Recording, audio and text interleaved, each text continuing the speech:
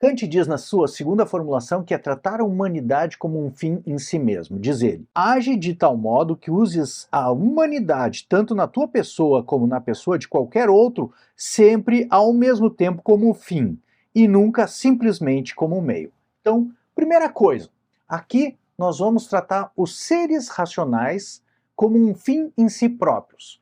Evidentemente, por exemplo, hoje em dia, quando alguém pega uma lotação, pega um Uber, ou mesmo pede uma comida no iFood, você está tratando tanto o motoqueiro quanto o motorista do ônibus, da lotação, ou mesmo o cozinheiro, como um instrumento para te conduzir de um lugar ao outro, ou no caso do cozinheiro, para fazer a comida que vai te alimentar. Isso é fazer com que ele seja um instrumento. Contudo, o que Kant diz é que não é que você não possa tratar ele como um instrumento nesse sentido, mas ao tratar ele nesse sentido enquanto instrumento, deve levar em consideração que ele é um fim em si próprio. Então, por exemplo,